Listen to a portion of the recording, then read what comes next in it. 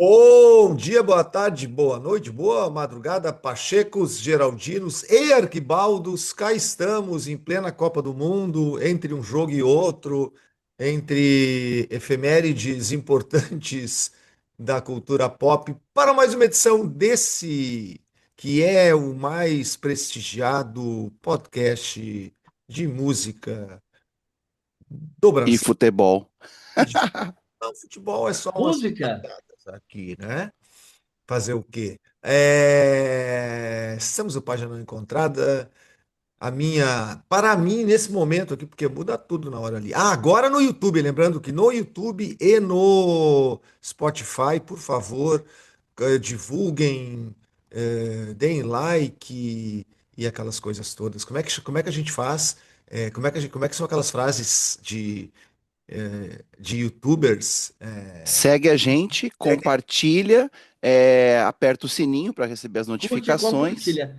Isso ajuda Eu, bastante a eu, gente. eu, eu sou contra o verbo compartilhar. Eu nunca compartilhei nada. A gente divide uma parada.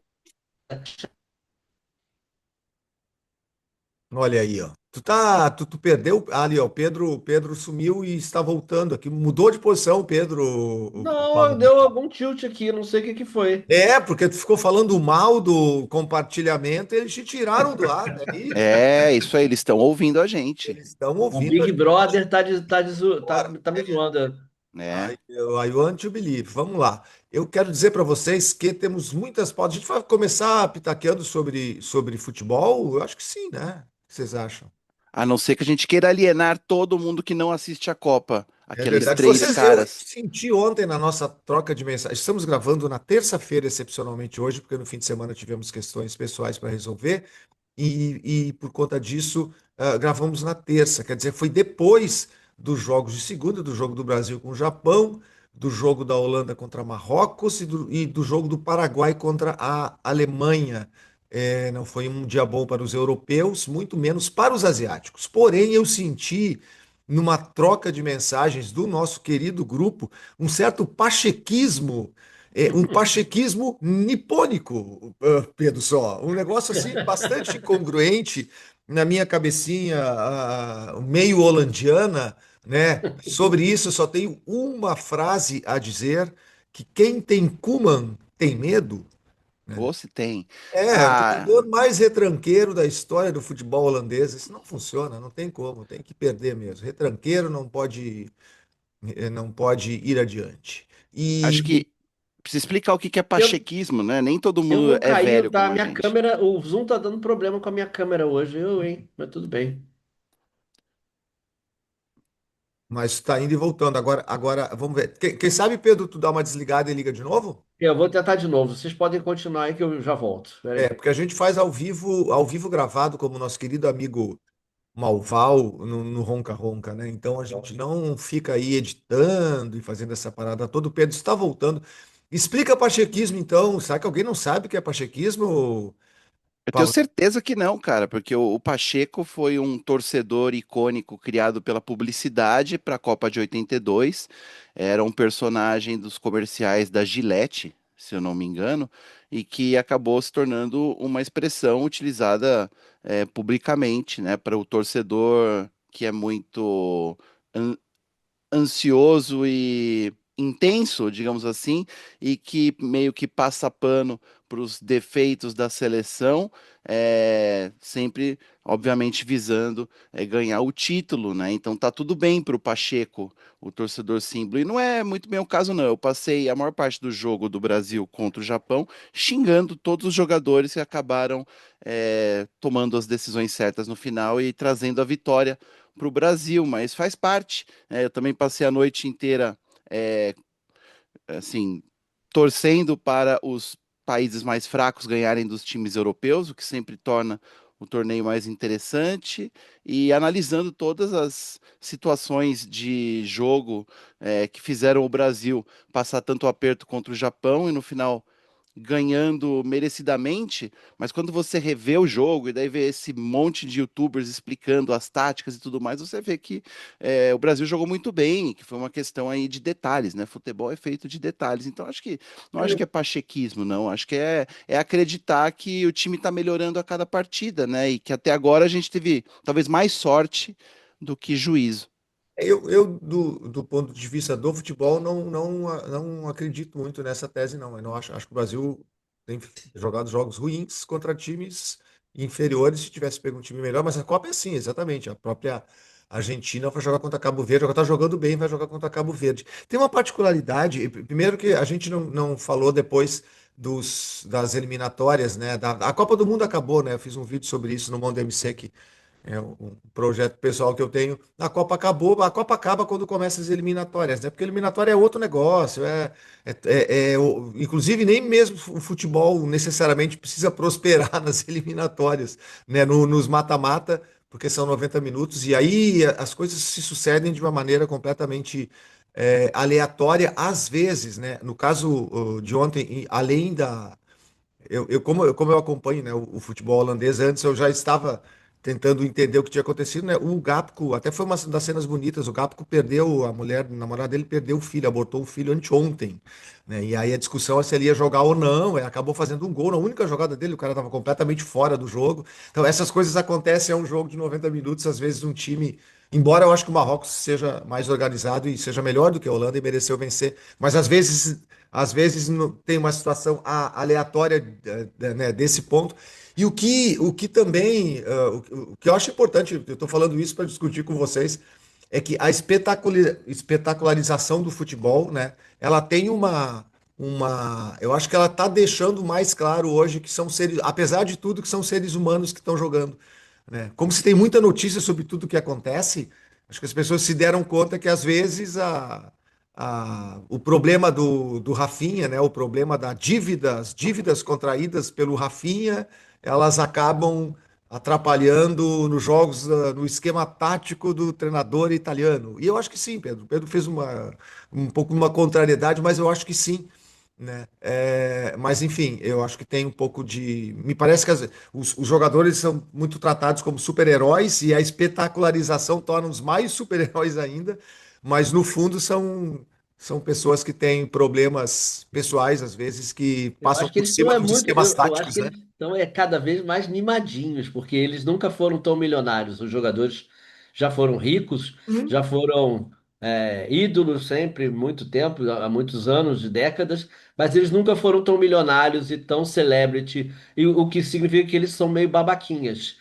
Até Eu alguns que acho, a gente gosta, mas mas ai, meu periquito tá com gripe, eu não vou conseguir acertar.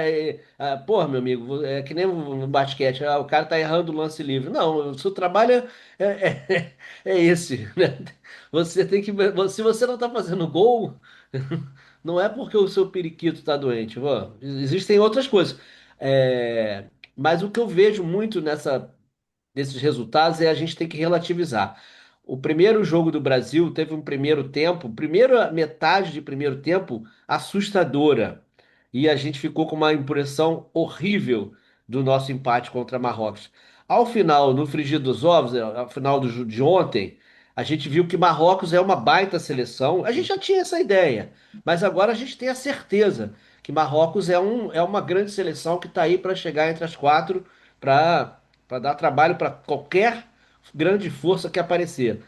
E o Brasil também, da mesma forma como a gente também não se iludiu com 3-0 na Escócia, batendo em bêbados, literalmente, ou quase literalmente, né? A gente sabe que o Brasil não tem um grande time, o Brasil não tem meio de campo, o Brasil tem problemas em posições-chave, porém. Dá para chegar. Dá para ver que dá para chegar. É possível. O futebol é essa coisa. E o jogo que eu mais me envolvi, um dos jogos que eu mais adorei dessa Copa que eu vou guardar, já é Alemanha e Paraguai, que é uma prova disso, uhum. né? Com um goleiro que era totalmente lado B, inclusive ele era reserva do Gatito, do grande Gatito, meu ídolo do Botafogo. Entrou anteontem no time e entrou, tomou uma sacolada dos Estados Unidos num jogo totalmente infeliz do Paraguai, né? O Bobadilha é, fez um gol contra no começo, todo o pão do pobre caiu com a manteiga para baixo ali. O Paraguai se lascou todo na estreia e se reergueu e fez um jogaço contra a Alemanha. E não foi só um jogaço de se defender e resistir. Não! Eu vi alguns Realmente. colegas aí falando essa bobagem. Não, isso aí pode ter sido depois, quando já era reservas do Paraguai na prorrogação, mortos de cansaço. Isso me surpreendeu, Pedro. Falando sobre esse jogo, realmente me surpreendeu. O Alfaro é um excelente treinador, né? Ele mudou. O Paraguai estava no último lugar e ele assumiu e o último lugar nas eliminatórias acabou classificando o time. E me surpreendeu que o Paraguai jogou. Por isso que eu reclamei e reclamo do Koeman, né? Do treinador da Holanda, porque a Holanda, nos jogos que jogou futebol, ela fez muitos gols, inclusive, jogou bem. Aí, contra o Japão, depois de vencer o jogo, tá vencendo, foi para retranca, levou gol e ontem jogou totalmente na retranca. Tirou um jogador de meio para botar um zagueiro, enfim. Mas vamos falar de tática aqui. Eu acho, Não, eu quero só pode voltar falar. aqui. Não, Vale. mas eu quero só voltar aqui na coisa do mimado. Sim, eu acho que os jogadores são mais mimados, mas isso também faz parte. Eles também são mais expostos por conta de tudo. O mundo está mais exposto, né? E todo mundo está mais mimado de alguma forma. As redes sociais te colocam no lugar e tratados como celebridades. E eles também têm esse lado de ganhar muito dinheiro e ao mesmo tempo ser muito cobrado por isso e ser muito exposto por conta de todas as questões que isso envolve, eles também têm outras coisas para lidar que não tinham para lidar antes. Nesse caso específico de um jogador da Holanda, que fez o gol ontem, a comoção do time Do Gato. foi grande, é porque realmente, pô, o cara tá no meio de uma Copa do Mundo lá, sem férias. Aí, né, aí tem aquela história, tá no meio da Copa do Mundo, que é super legal, mas a namorada aborta um filho, e aí isso foi uma coisa que contaminou, pelo menos, a cabeça do cara, que ele absolutamente não jogou nada. Ele tocou uma vez na bola e fez um gol, porque ele é muito bom jogador, e era o melhor jogador do time. Então, eu acho que tem essas questões, sim. Tem outras questões que são exagero, que a gente sabe que são parte do mundo de mimados que a gente tem hoje.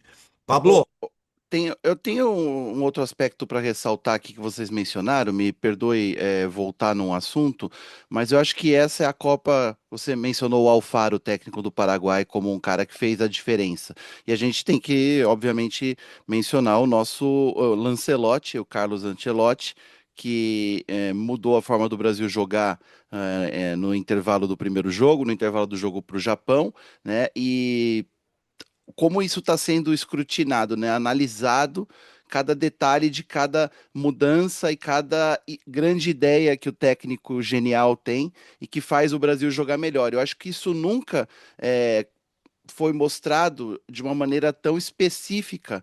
Não estou falando do trabalho do Ancelotti, mas assim, o quanto os papéis dos técnicos são importantes para o sucesso ou fracasso de uma seleção durante uma partida, como nessa Copa do Mundo, muito porque nunca uma Copa foi tão microanalisada, com seus dados, suas estatísticas em tempo real, mas também com essa quantidade enorme de criadores de conteúdo do mundo inteiro, YouTubers, que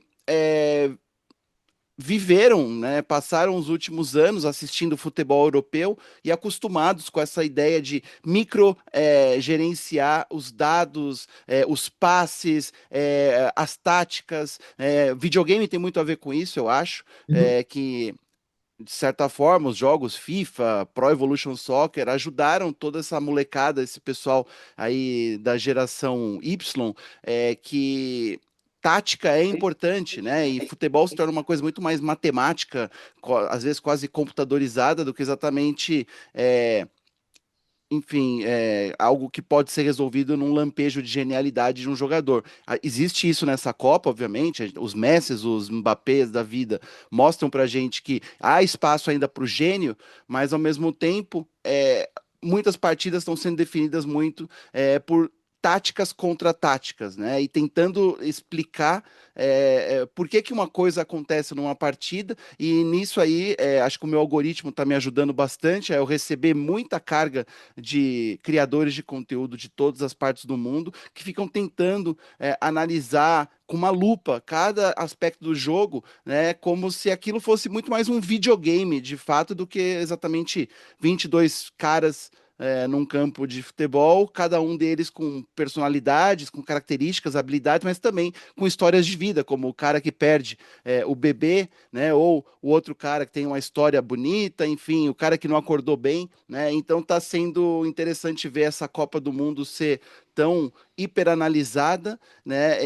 e ressaltando o papel que esses técnicos têm para mudar a cara de uma partida, que é o nosso caso. E é por isso que eu acredito nessa seleção, de certa forma, porque até agora tudo que esse técnico fez funcionou. E os jogadores em campo conseguem reproduzir o que supostamente ele pede no vestiário, né? Existe uma aplicação muito grande. O Japão ontem foi super hiper aplicado, né? E fez tudo direitinho, só que mostrou-se que era uma tática que ela tinha hora para expirar, né? Ela ia em algum momento apresentar falhas e o Brasil conseguiu aproveitar. Mas a aplicação do Brasil em fazer o que o técnico queria, essa coisa de fazer cruzamentos ali daquela parte da área, né? Chuveirinho, esperando acontecer, os caras fizeram direitinho. Coisa que eles não estavam fazendo no primeiro tempo. Enfim, tudo isso eu estou aprendendo com o maravilhoso mundo dos algoritmos e dos criadores de conteúdo que estão me ensinando muito sobre futebol, mas para mim era muito mais fácil ficar xingando o Casemiro mesmo. Eu quero fazer dois à parte sobre isso, muito Eu bom, sei.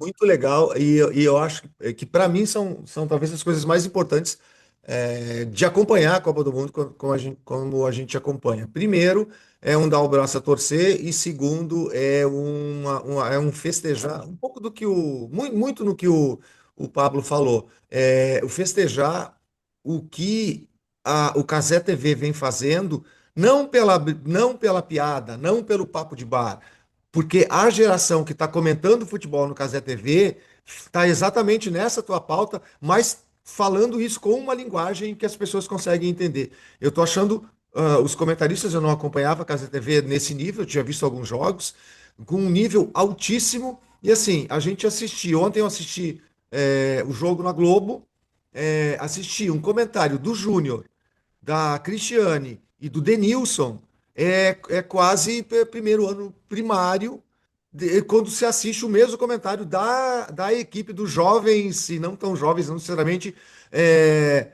comentaristas do Cazé TV, porque se fala demais do Cazé TV pelo folclore, pela piada, pela narração de futebol de rádio, que mudou e que a gente talvez não goste tanto. Eu adoro ouvir futebol no rádio, mas não na TV, mas enfim.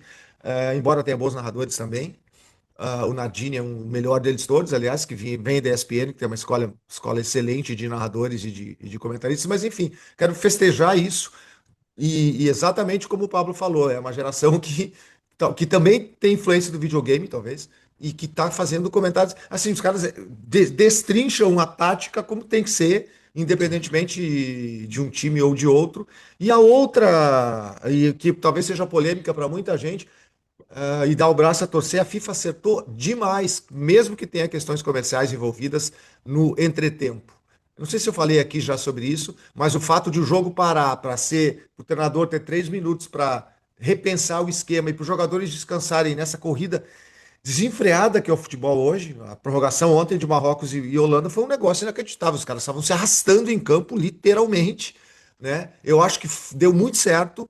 Acho que é uma pausa, até para quem vê o futebol na TV, para dar uma paradinha um pouco dos 20 minutos, dos 45 para pegar uma cerveja na geladeira, para bater um papo, para fazer um Twitter com os amigos, mas eu acho um grande acerto o entretempo. Eu sei que tem questões comerciais, eu não acho que tenha mudado a essência do futebol, como treinadores como o Bielsa. Eu acho que o Bielsa é que tem que mudar a essência dele por pensar algumas coisas. Ele que é um grande treinador, ou foi um grande treinador, mas enfim, eu sei que muita gente discorda sobre isso, mas eu acho que é um dos acertos. Assim como ter, Pedro Só, eu vou te passar a palavra, assim como ter tantas seleções jogando a Copa, é um acerto também. Tanto que a gente tem aí 10 africanos disputando mata-mata, algo inédito, e é super legal, acho que deu espaço para esses times aí. Dito isso, eu me calo sobre futebol nessa edição, mas vocês. Eu só- eu quero fazer uma parte, primeiro uma parte musical. É, tem coisas boas, tem coisas ruins nas novidades que a FIFA colocou, mas tem uma coisa que eu acho insuportável e que ontem, por exemplo, acabado ia começar a prorrogação de Paraguai e Alemanha, aquele momento dramático e tudo, e os caras me tacam Guns N' Roses. Tal. Porra, Sweet Child of Mine, isso é uma vontade, hang the DJ, entendeu? É. Tem que apedrejar o sistema de som, não é possível isso. A música, pô, a música aqui no estádio, no estádio aqui no Maracanã, nos estádios brasileiros, os times têm suas charangas, suas orquestras de percussão, né? Eu já vi jogo no Uruguai, com aquele bumbo o jogo inteiro, é maravilhoso aquilo. Mas agora assim, a música mecânica, eu acho um lixo, uma cretinice, um dumb down, uma idiocracy, uma imbecilidade completa.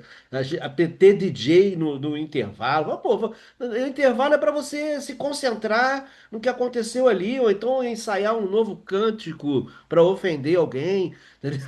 Você viu que rolou um Bon Jovi no intervalo do Brasil? Living on a Prayer? Também, não, um horror isso, um horror. Isso tem que acabar. Música no estádio, música mecânica, DJ, a Loki no intervalo, vá pro inferno isso. E a outra, é só esse? Tu falou que você tinha falado Não, duas. a parte futebolística é mais sobre técnicos. Eu acho que tem uma valorização dos técnicos, tem uma hipervalorização da tática também, porque o futebol, como você bem disse, é detalhe e muitas vezes a tática é feita à perfeição. Mas se o cara não acertar ali, se a bola bater 1 centímetro, se o juiz der um impedimento de 12 centímetros, você não tem o gol, ou você tem o gol, né? Então, assim, é muito detalhe e é assim, um gol, não são 30 pontos, não são 100 pontos de cesta, não é isso. Então, o futebol, ele é o mais imprevisível, é o mais fascinante por esse lado. Então, ele é muito humano. E os técnicos são supervalorizados. Eu lembro, pensando aqui num técnicos brasileiros que eu já vi. Ah, o técnico que resolve no segundo tempo. Sabe por que que ele resolve no segundo tempo? Porque ele escalou errado. Quantos vocês conhecem assim?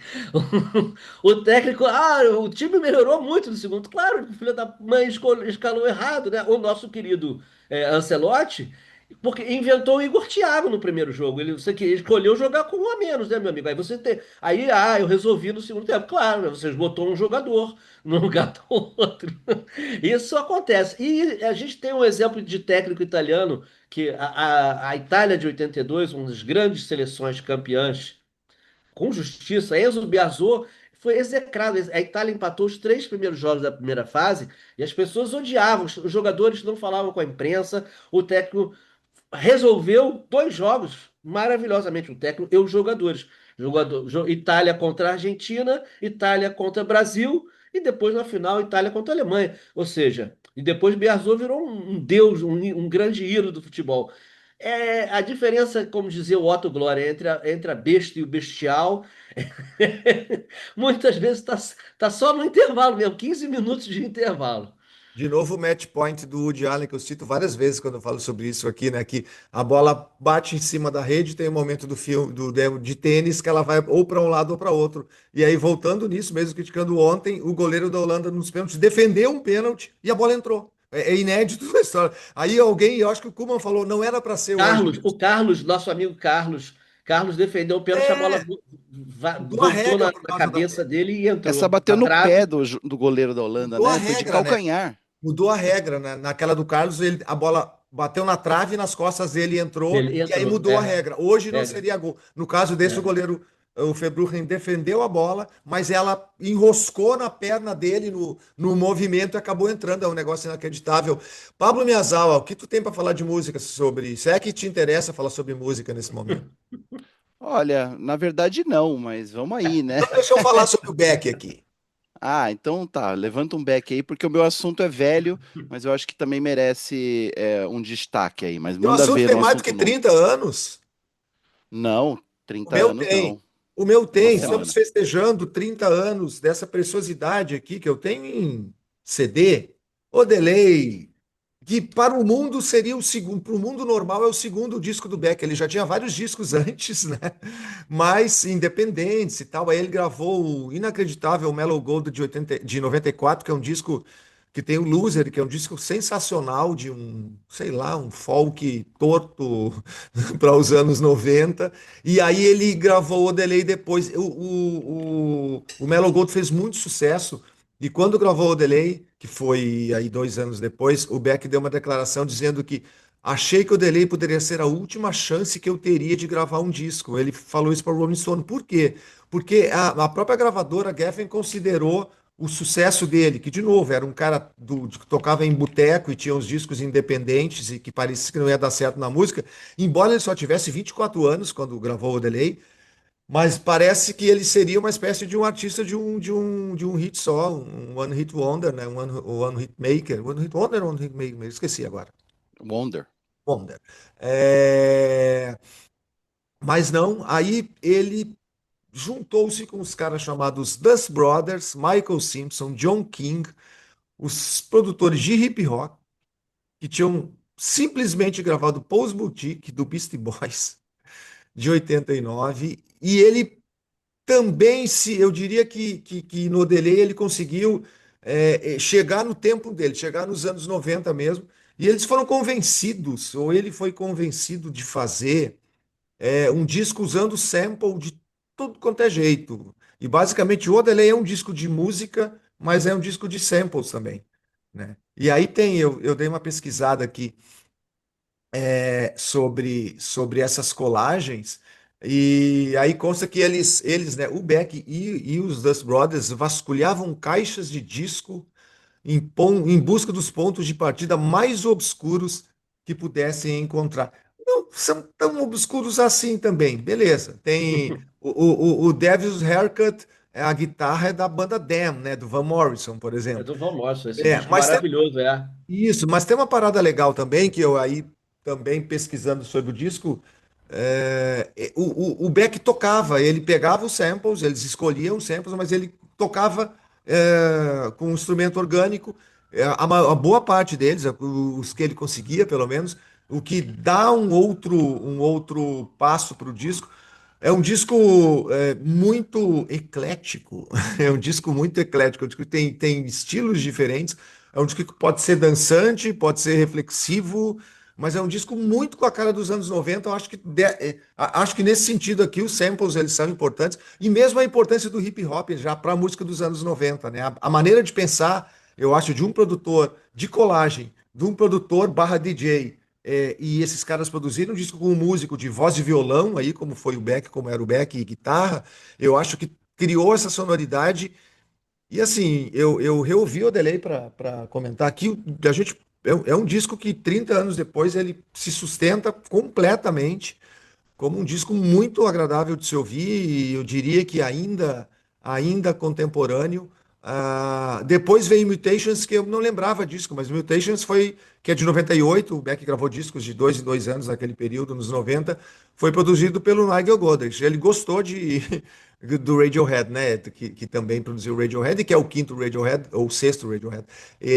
Beck gostou de se juntar a produtores importantes e o Delay é um disco que muito merece ser reouvido.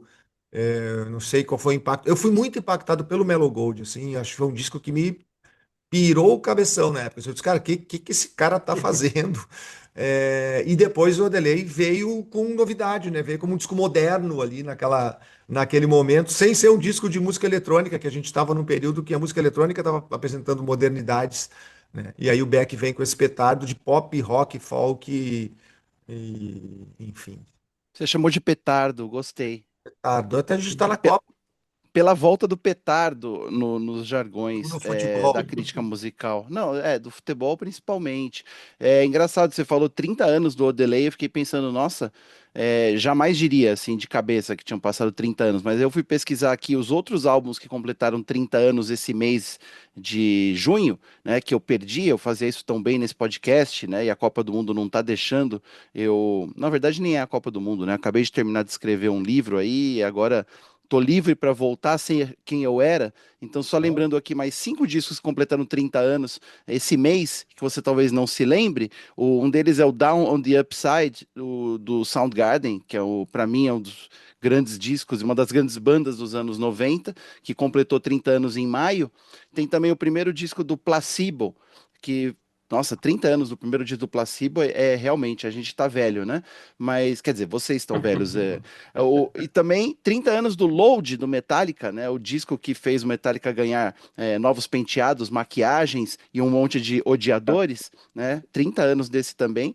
E 30 anos do High Low, o disco de estreia da banda Nada Surf, que surgiu com bastante promessa naquele momento, né? Acabou despontando ali para virar algo de nicho, mas naquela época que o primeiro disco do Nada Surf saiu, eles foram muito bem cotados e eu gostei muito na época, atingiu direitinho. E por último, mais ou menos importante, os 30 anos do disco Dust, do Screaming Trees, que é uma banda também que deixou muitas saudades, Mark Lanegan, que, enfim, né, embalou muitas noites de fossa desse adolescente aqui. O Dust também completou 30 anos, e é isso.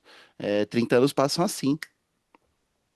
Que lista boa essa. Melhor do Você viu? Assim se que, passaram do que 30 anos, aconteceu. né? Isso. O Pedro vai falar do Alceu Valença, né, Pedro? Pois é, o seu Valença, no dia 1º de julho, que vem a ser. Bom, estamos gravando amanhã, né? Dia 1º de julho, chega aos 80 anos e a turnê dele de celebração, que se chama 80 Girassóis, também vai estar chegando ao fim agora no dia 3, sexta-feira, na Fundição Progresso aqui no Rio de Janeiro, depois de rodar o Brasil, foi Recife, Curitiba, Belém, Brasília, São Paulo, BH, Salvador, Florianópolis, Fortaleza. Quem viu, viu. Quem não viu ainda poderá ver no Rio de Janeiro, na Fundição Progresso, na sexta-feira. Alceu é um dos grandes, é um gigante da música brasileira, né? Todo mundo fica um pouco. A gente fica feliz que ele está aí generosamente talentoso e brilhante no palco, mas a gente fica também preocupado pelos próximos 10 anos aí da música popular brasileira. E é um showzaço, né? Com todos aqueles sucessos que você pode esperar, hits da carreira toda, e rola um clima de festa junina, obviamente, né? Porque estamos no período de festas juninas. São Pedro, o meu padroeiro, foi anteontem, e tem uma experiência imersiva de jardim de girassóis, né? Onde o público pode tirar todos os seus selfies e dar conta de toda a sua idiotice. Mentira. É um espaço muito bacana, fascinante. E, enfim, ao seu Valença, 80 gerações, 80 anos. Que alegria que a gente tem de ter esse cara no palco ainda. E ele com 80 anos, eu diria que com um corpinho de 60 no palco. Que loucura. Uma das músicas que eu mais gosto do Alceu é Uma Tristeza do Cão, que é o Na Primeira Manhã, que é linda de morrer, mas é um lamento psicodélico na primeira manhã que te perdi. É muito, muito, muito, muito bonito. O Espelho Cristalino, né? Um disco As maravilhoso. músicas tristes do Alceu têm essa coisa do lenitivo, porque é tão para fora, é tão é, extrovertido, que não ficam tristes, É né? mesmo? Eu Eu acho. acho. Tem Enfim. essa coisa ibérica Muito de ibérico, botar né? para Muito fora. mouro, né? Muito, muito, muito, muito, muito. Deixa eu fazer, eu acho que uma correção, assim, eu me dei conta quando o Pedro falou agora que amanhã é dia primeiro, e eu peguei e olhei meu telefone aqui, o meu computador está com um problema os Mac dessa geração tem um problema do dia e da data, então quando liga de novo, aqui está marcando que agora dia 29 de junho, 22h17, mas eu já fiz aqui estou fazendo uma Isso é a bateria atualização. interna. É É, a bateria interna do seu computador. estou fazendo Não, tem uma atualização aqui nessa. Enfim. E depois. Aí eu vou dar o dia certo. Acho que eu falei que hoje era dia 29 em algum momento. Quero dizer, Pedro Só e Pablo Miazal, vocês me acompanharam pelo MC Ferla, meu Instagram. Qual o teu Instagram mesmo, Pablo Miazal? Pablo MIY. E o do Pedro? Mi. Pedro Underline SOH. E o do Página Não Encontrada? Aí eu não consigo decorar.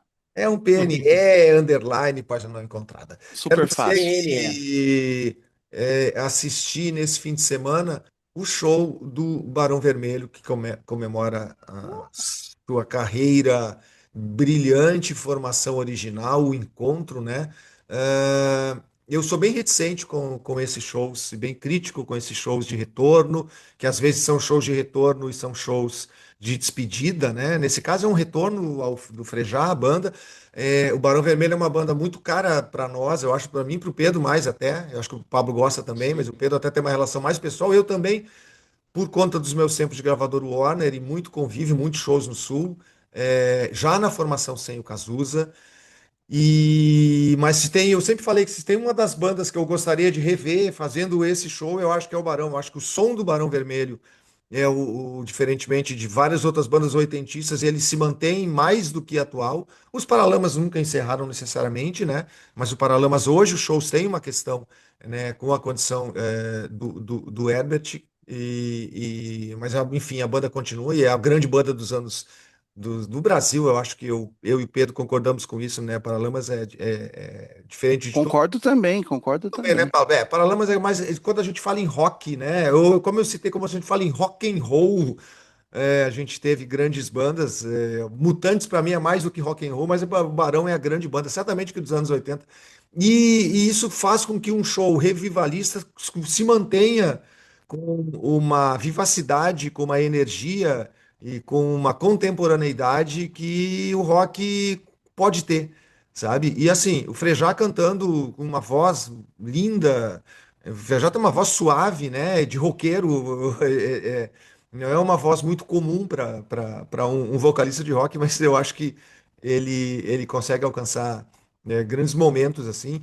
E assim, cara, as letras do Cazuza que compõem boa parte do som são realmente insuperáveis, né? A gente pega uma compilação, vê num show que já tem toda a experiência né, do show, da banda no palco, do público cantando junto,